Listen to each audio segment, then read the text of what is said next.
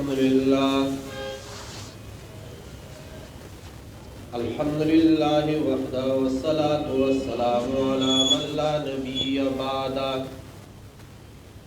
ولا رسول بعدہ ولا معصوم بعدہ اما بعد فاعوذ باللہ من الشیطان الرجیم بسم اللہ الرحمن الرحیم انما یرید اللہ لیذہب عنکم الرجس اہل البیت ویطہرکم تطہیرا صدق اللہ مولانا العظیم وصدق رسولہ النبی الکریم ونحن علی ذلک لمن الشاہدین والشاکرین والحمد للہ رب العالمین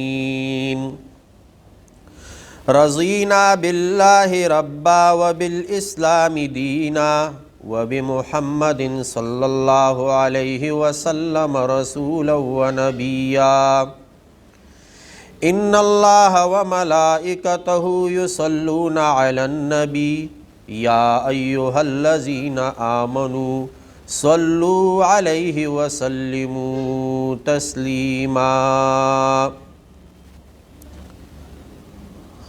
اللہم صلی علی محمد وعلی آل محمد کما صلیت علی ابراہیم وعلی آل ابراہیم انکا حمید مجید اللہم بارک علی محمد وعلی آل محمد کما بارکت علی ابراہیم وعلی آل ابراہیم انکا حمید مجید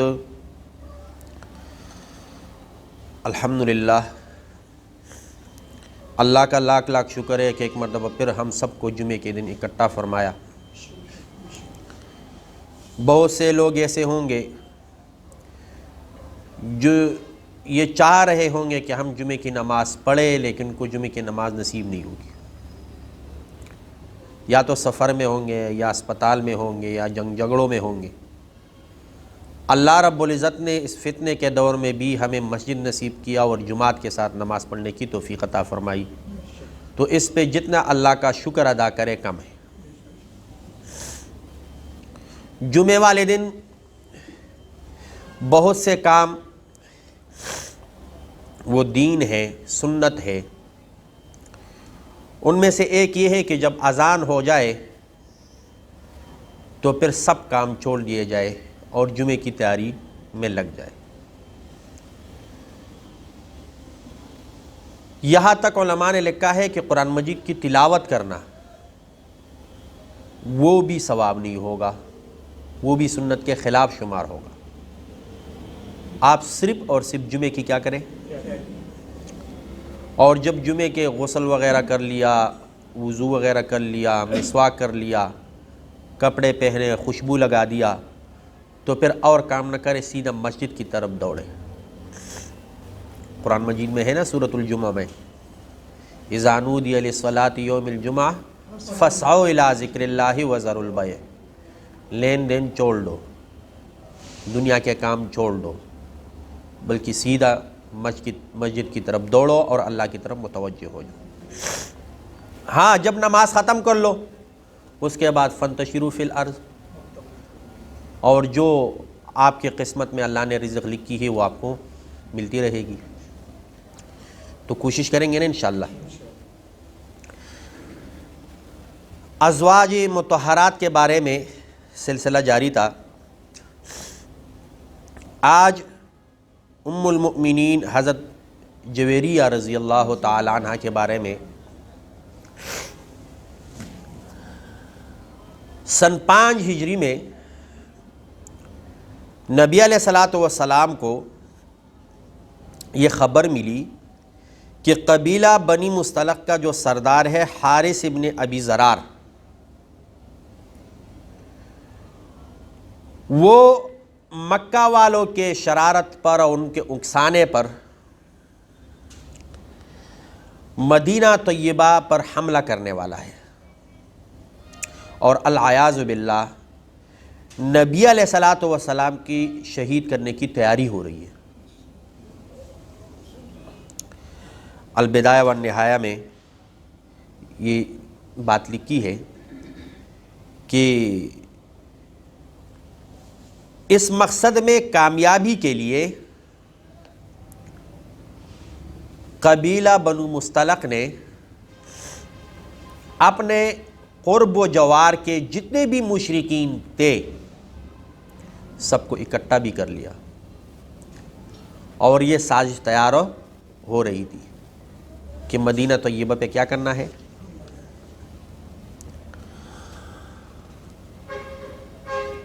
جب رسول اللہ صلی اللہ علیہ وسلم کو پتہ چلا کہ ان لوگوں کا یہ ارادہ ہے،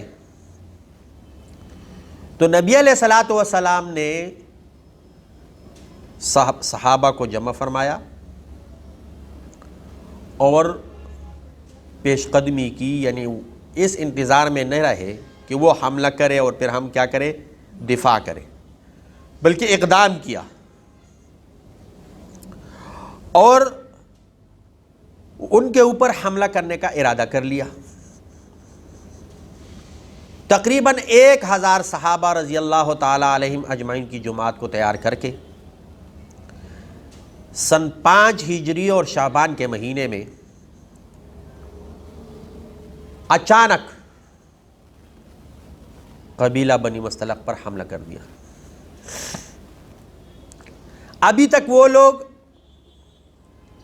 اپنے سازشوں میں مصروف تھے، لوگوں کو اکٹھا کرنے تھے، اور اس حملے کا پتہ ان کو نہیں چلا، اس کا علم وہ بے خبر تھے اور اپنے روزمرہ کے کام کاج میں مشغول تھے۔ کیا دیکھا کہ مسلمانوں کا لشکر اچانک پہنچ گیا۔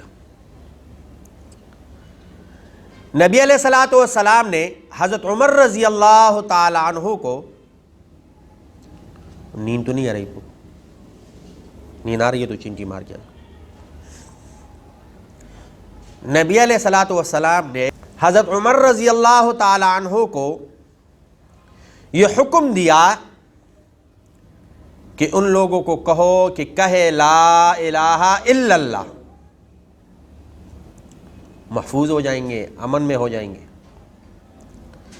حضرت عمر رضی اللہ تعالیٰ عنہ نے نبی علیہ الصلوۃ والسلام کے حکم کی تعمیل کی اور پیغام دیا کہ تم سب کہو لا الہ الا اللہ، لیکن بجائے اس کے کہ اس پیغام کو وہ قبول کر لیتے،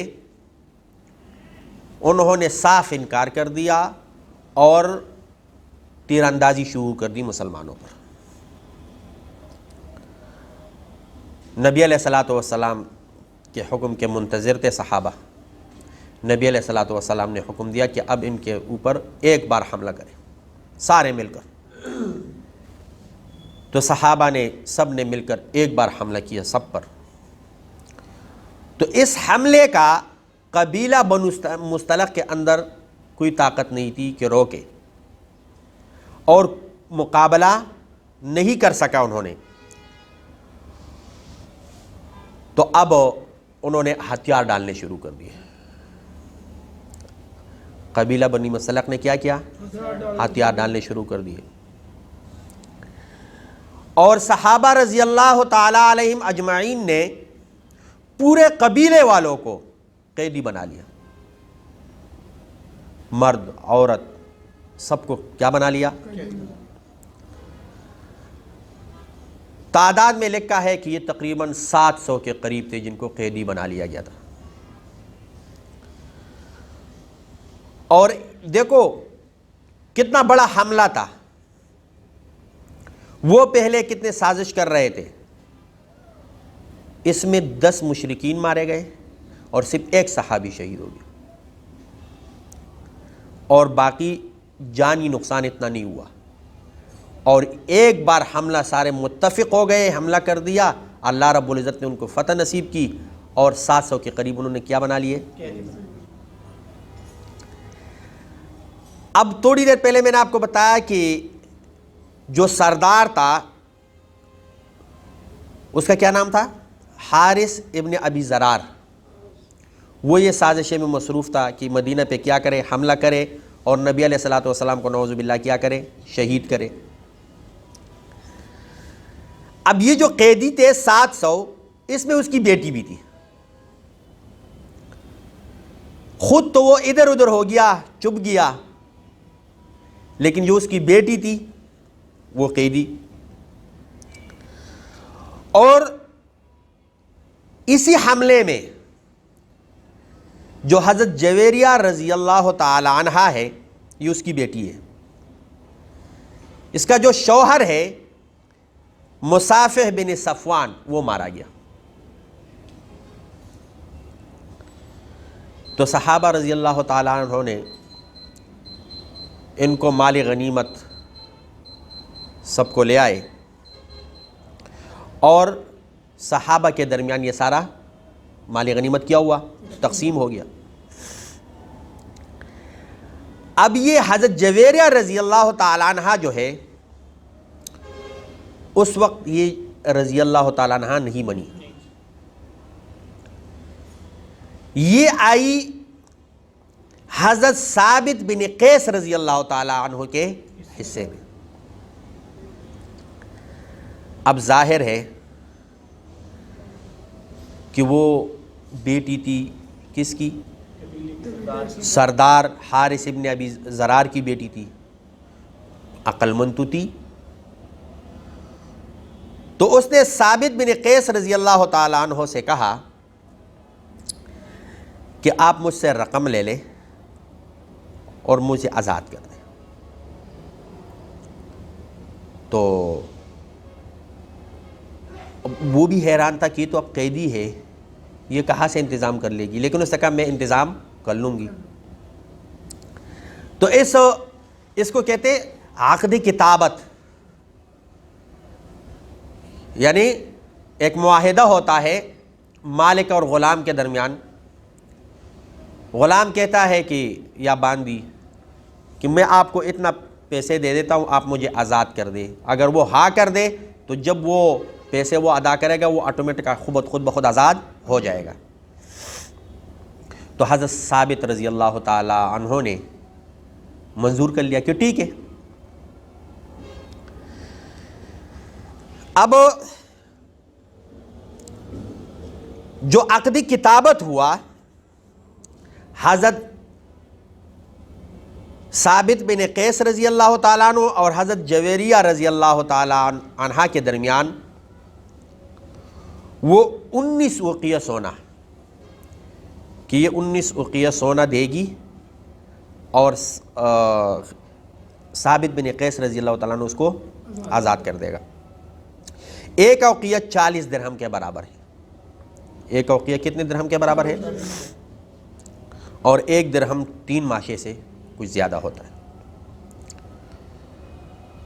اب حضرت جویریہ رضی اللہ تعالیٰ عنہ خود باندی، جو قبیلے والے اور لوگ وہ بھی سارے غلام اور قیدی. تو میں نے آپ کو پہلے کیا بتایا کہ وہ عقل مند تھی. تو اس نے دیکھا کہ میرے جتنے بھی خاندان والے ہیں، رشتہ دار ہیں، وہ تو سب ان کو اپنی پڑی ہوئی ہے، تو وہ میرے کیا مدد کریں گے. تو یہ نبی علیہ الصلوۃ والسلام کے دربار میں حاضر ہوئی اور عرض کیا کہ میں قبیلہ بنی مستلق کے جو سردار ہے حارث ابن ابی زرار کی بیٹی ہوں اور میرا نام ہے جویریہ. میں مسلمان ہو گئی ہوں اور میں گواہی دیتی ہوں کہ اللہ کے سوا کوئی معبود نہیں اور آپ اللہ کے رسول ہیں. آپ اللہ کے کیا ہے؟ اور میں جس مصیبت میں مبتلا ہوں، اگرچہ اپنے علاقے میں اپنے قبیلے میں تو میں سردار کی بیٹی ہوں، لیکن اب میں کیا ہوں؟ ایک قیدی ہوں، ایک باندی ہوں. تو وہ آپ کو اس کا اچھی طرح علم ہے، آپ سے یہ بات مخفی نہیں ہے. تو جب تقسیم ہو رہا تھا غلاموں کا اور باندیوں کا، تو میں حضرت ثابت بن قیس رضی اللہ تعالی عنہ کے حصے میں آئی اور جب ہم نے آپس میں بات کی تو یہ معاملہ ہمارا طے ہوا، عقد کتابت ہو گیا، لیکن مسئلہ یہ ہے کہ اب میرے پاس کوئی کچھ نہیں ہے کہ اس کو دے دوں اور میں آزاد ہو جاؤں۔ یہاں پر ایک ضمن ایک بات کر لیتا ہوں آپ کو، ہم ہر نماز میں ہر رکعت میں سورۃ الفاتحہ پڑھتے ہیں۔ اب یہ سورۃ الفاتحہ کا ایک نام ہے دعا۔ دعا کیا ہوتی ہے؟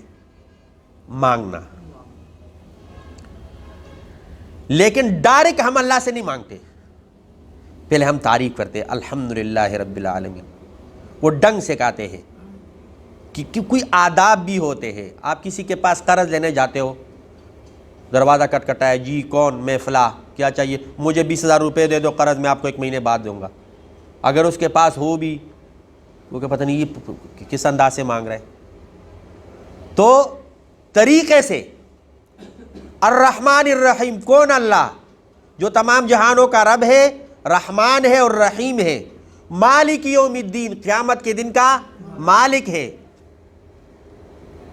تعریف کر دی، پھر اپنی بتائی کہ میں آپ کے لیے کیا کر رہا ہوں، ایاک نعبد، یا اللہ صرف میں آپ ہی کی عبادت کرتا ہوں، کسی اور کے سامنے اپنا سر، اور پھر یہ نہیں کہ آپ کی عبادت کرتا ہوں، آپ سے ہی مانگتا ہوں، وَإِيَّاكَ نَسْتَعِينُ، آپ سے ہی مدد مانگتا ہوں۔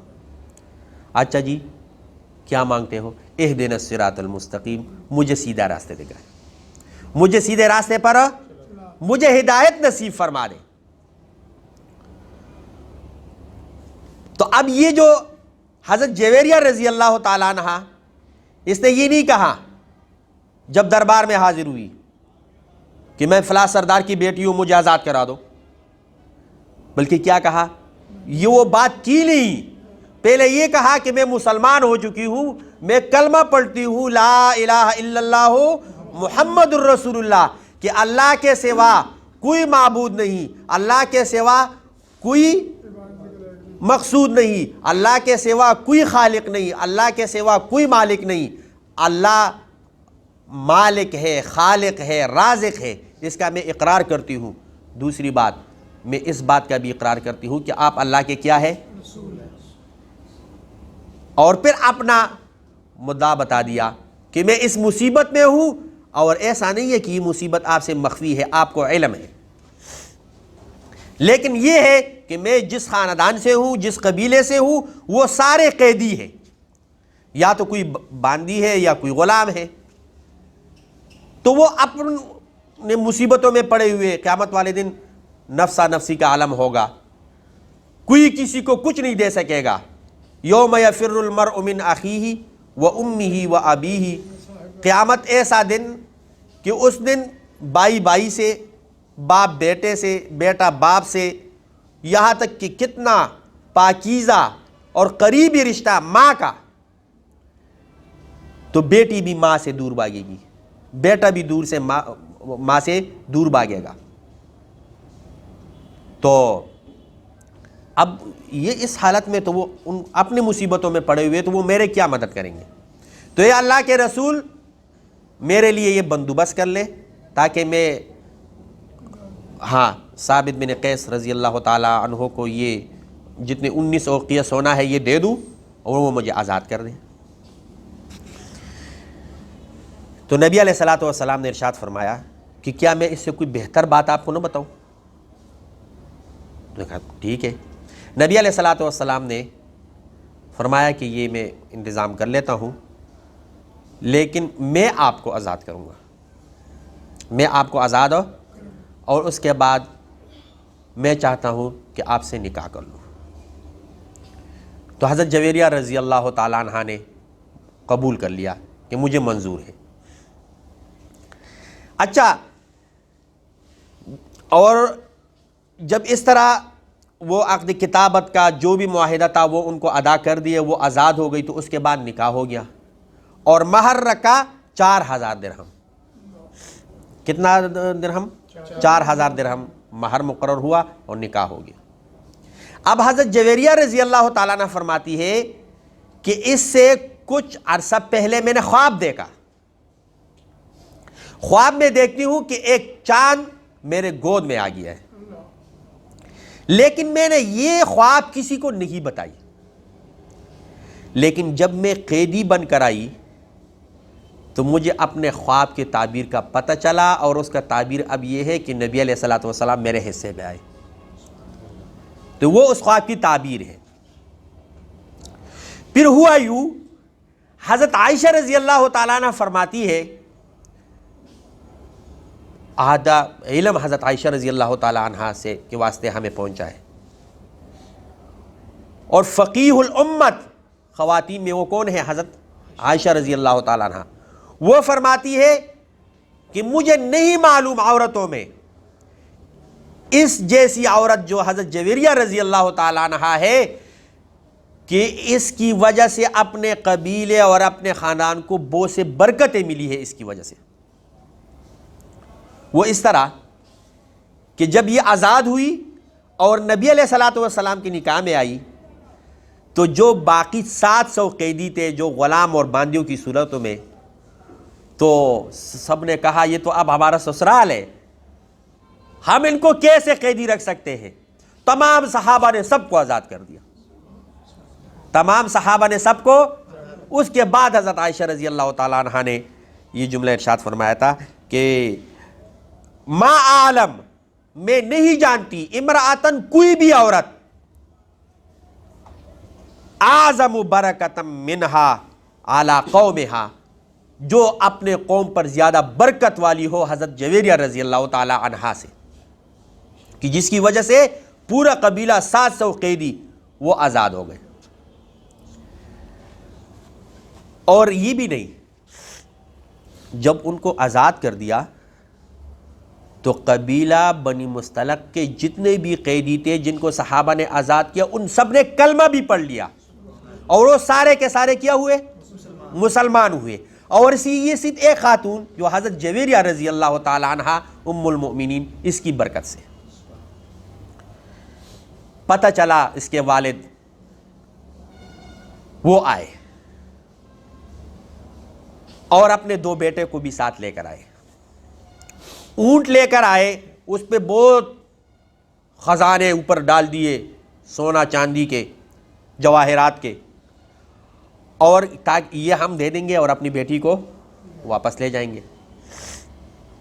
جب راستے میں آ رہے تھے تو راستے میں 2 اونٹ ان میں سے بہت پسند آئے اس کو، وہ سب کا وہ مالک تھا، لیکن ایک بندے کے پاس 9-10 گاڑیاں ہو، گاڑی تو سب کی اس کی ہوتی ہے، لیکن اس میں 1-2 گاڑی ایسی جو اس کو بہت پسند ہوتی ہے۔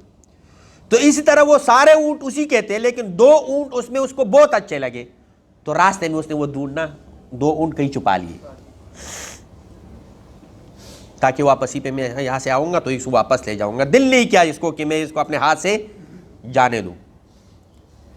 جب نبی علیہ الصلوۃ والسلام کے دربار میں حاضر ہوئے، جی کیسے آنا ہوا؟ میں تو فلاں قبیلے کا سردار ہوں، اور میری بیٹی یہاں قیدی تھی، پھر آپ سے نکاح ہوا ہے، میں تو اس کو لے جانا چاہتا ہوں۔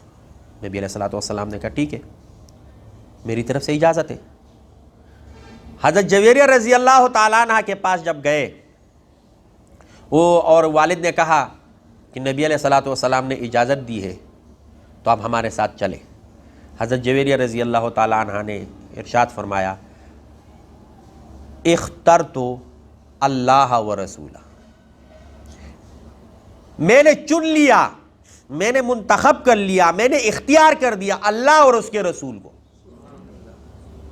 اب اس کے سامنے وہ ہم کہتے ہیں نا، میرے ماں باپ قربان ہو نبی علیہ الصلوۃ والسلام کے ناموس اور عزت کے لیے، ختم نبوت کے جب ہم نعرہ لگاتے ہیں، اور ایک حدیث ہے کہ اس وقت تک بندے کا ایمان ہی نہیں جب میں اس کو اپنے اولاد اور ماں باپ سے زیادہ محبوب نہ بن جاؤں۔ تو حضرت جویریہ رضی اللہ تعالیٰ عنہ نے یہ جملہ ارشاد فرمایا کہ میں نے اختیار کیا، میں نے پسند کیا، میں نے منتخب کیا، کس کو؟ اس کے مقابلے میں بے شک آپ میرے باپ ہے، یہ میرے 2 بھائی ہے، لیکن میں نے آپ لوگوں کے ساتھ میں نہیں جا سکتی۔ جب یہ جملہ کہا تو اس کے بعد والد بھی مسلمان ہو گئے، کلمہ پڑھ لیا لا الہ الا اللہ، اور وہ 2 بھائی بھی مسلمان ہوئے، انہوں نے پڑھا لا الہ، تو جو حضرت عائشہ رضی اللہ تعالیٰ عنہ نے جملہ ارشاد فرمایا کہ ما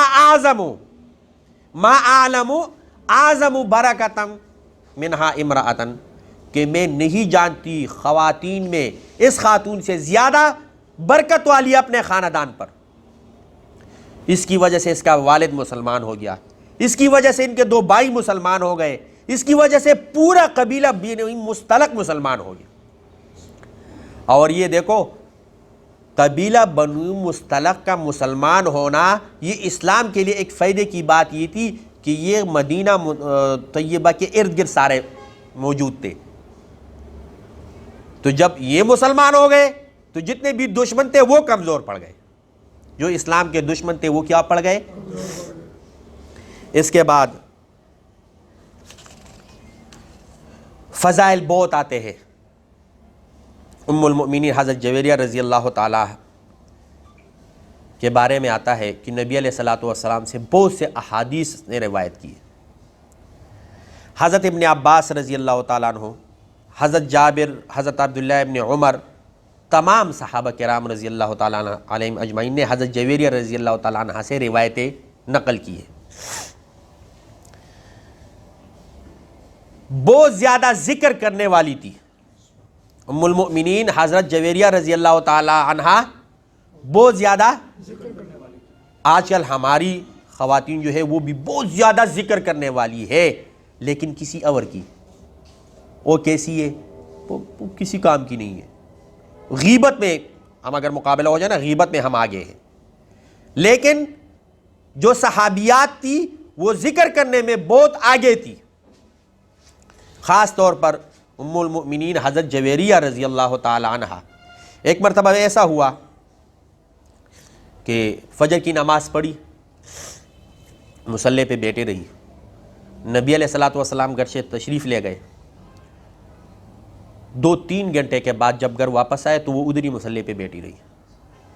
تو نبی علیہ الصلوۃ والسلام نے پوچھا جب سے میں گیا ہوں آپ بیٹی ہے، ابھی تک بیٹی ہے؟ اس نے کہا ہاں میں ابھی تک بیٹی ہوں. تو نماز کے بعد گھنٹوں گھنٹوں مصلی پہ بیٹھ کر ذکر کرتی رہتی تھی. اور یہ جو میں نے آپ کو بتایا کہ مصلی پہ بیٹی تھی، یہ امام مسلم نے صحیح مسلم میں یہ روایت نقل کیا ہے. عن جویریہ رضی اللہ تعالی عنہ ان النبی صلی اللہ علیہ وسلم خرج من عندها بکرة حین صلی الصبح وہی فی مسجدها ثم رجع بعد ان اصحى وهي جالسة قال ما زالت على الحال الذي فارقتك عليها قالت نعم. اچھا، ایک مرتبہ جمعے کا دن تھا، نبی علیہ الصلوۃ والسلام گھر میں تشریف لائے تو پوچھنے پہ پتہ چلا کہ حضرت جویریہ رضی اللہ تعالیٰ عنہ کا روزہ ہے. تو پوچھا کل روزہ رکھا تھا یعنی جمعرات کے دن؟ کہتے نہیں. پھر پوچھا کل روزہ رکھو گی یعنی ہفتے والے دن؟ کہتے نہیں. تو نبی علیہ الصلوۃ والسلام نے منع فرمایا. اور اس میں فقہا کا بھی اختلاف ہے کہ اکیلے جمعے کے دن روزہ رکھنا چاہیے کہ نہیں، لیکن اگر کوئی رکھے نفلی روزہ ثواب ہے، کوئی جائز ناجائز کا مسئلہ نہیں ہے. تو روزہ بھی بہت رکھتی تھی، ذکر میں بہت مشغول ہوتی تھی. اور وفات حضرت جویریہ رضی اللہ تعالی عنہ کا ربیع الاول کے مہینے میں ہوئی، 50 ہجری میں. 50 ہجری ربیع الاول کے مہینے میں ہوئی.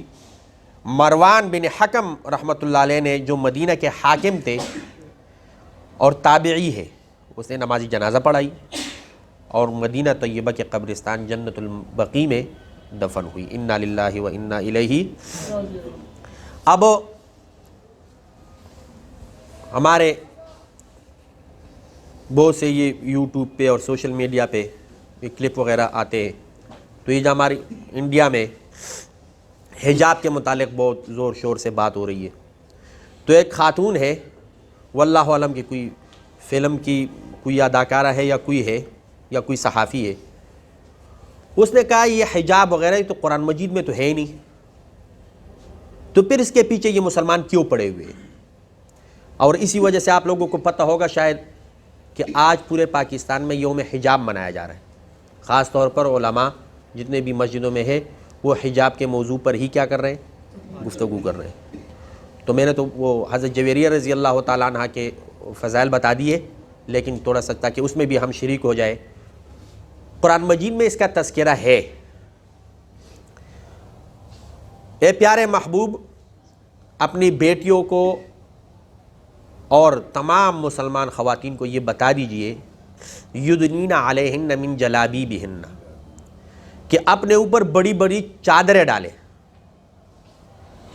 کیا ہوگا اس سے؟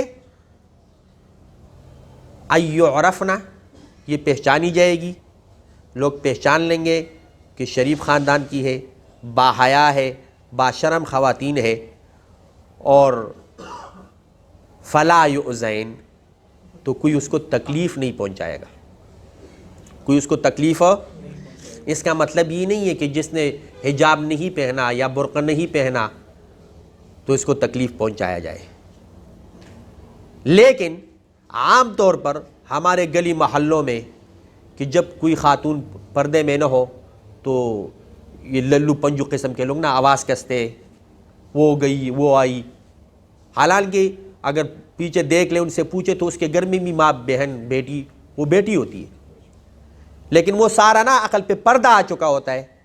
کسی کی بیٹی کو برے نظر سے ہم دیکھتے ہیں، کسی کی بہن کو ہم بری نظر سے دیکھتے ہیں، کسی کی بیوی کو ہم بری نظر سے. لیکن یہ بات یاد رکھو، ان چیزوں کا بدلہ دنیا میں ملتا ہے، ہمیں سمجھ آئے یا نہ آئے. باقی نا قیامت کے دن میں تیرے سے بدلہ لوں گا. لیکن یہ چیزیں ایسی ہے، اگر ہم کسی کی بہن کو، ہم کسی کی بیوی کو، ہم کسی کی بیٹی کے اوپر آوازیں کسے تو حکم ہے مسلمان مردوں کو کہ وہ اپنی نظریں نیچے رکھے. اپنی نظریں کیا رکھے؟ یہ قرآن مجید کا آیت کا میں ترجمہ بتا رہا ہوں. اور مسلمان عورتوں کو بھی یہ حکم ہے کہ وہ اپنی نظریں کیا رکھے. اور میں آپ اکثر بتاتا ہوں کہ بازار میں ہم جاتے ہیں تو خواتین بہت ہوتی ہے، تو اس کا مطلب یہ نہیں ہے کہ ہم آنکھیں بند کر کے جائے تو وہ تو پھر ٹکر ہی ٹکر ہوں گے. یہ ہے کہ ہم جان بوجھ کر کسی کے پیچھے نہ پڑے، اگر نظر پڑے تو نظر ہٹا لے. تو کوشش کریں گے نا انشاءاللہ. تو قرآن مجید میں یہ موجود ہے کہ اب جلباب کس کو کہتے ہیں؟ کور کو کہتے ہیں. کہ آپ کے بال، آپ کا چہرہ، آپ کا جسم، یہ سارا اس میں کیا ہو جائے؟ چھپ جائے. ایک ہے قدرتی حسن جو چہرے میں ہے. اللہ رب العزت نے کسی کے آنکھیں کیسے بنائی، کسی کی ناک کیسے بنائی، کسی کی چہرہ کیسا بنایا. ایک ہے مصنوعی حسن، کوئی میک اپ کرتا ہے، بالوں کو پتہ ہے عجیب عجیب کے مختلف وہ تیل لگاتے ہیں، اس سے اپنے آپ کو خوبصورت کرتے ہیں. تو یہ ساری چیزیں خوبصورتی یا اپنے شوہر کے لیے، اپنے گھر کے اندر جن سے پردہ نہیں یہ کر سکتے ہیں، لیکن غیر عورتوں کے لیے ایسا زیب و زینت کر کے اپنے آپ کو کھلا نہ رکھے. تو کوشش کریں گے انشاءاللہ. تو حجاب کا جو پردے کا حکم ہے یہ قرآن مجید سے ثابت ہے. اور قرآن مجید کے علاوہ جو ہندو کی کتابیں ہیں ان میں بھی ہے، اور جو سکھوں کی کتاب ہے اس میں بھی ہے، اور جو پچھلے ہمارے تورات، انجیل، زبور، جتنے بھی آسمانی صحائف میں سب میں پردے کا حکم موجود ہے. تو اللہ رب العزت ہم سب کو دلوں کا بھی پردہ نصیب فرمائے کہ غلط غلط خیالات کسی کے بارے میں نہ رکھے، نظروں کی بھی پردہ نصیب فرمائے، اور جسمانی پردہ ہم سب کو نصیب فرمائے. اور جنہوں نے سنتیں نہیں پڑھی وہ سنتیں پڑھیں. السلام علیکم. اس ویڈیو کو لائک کریں اور شیئر کریں، اور ہمارے چینل کو سبسکرائب کریں، اور بیل آئیکن دبانا مت بھولیے گا. شکریہ.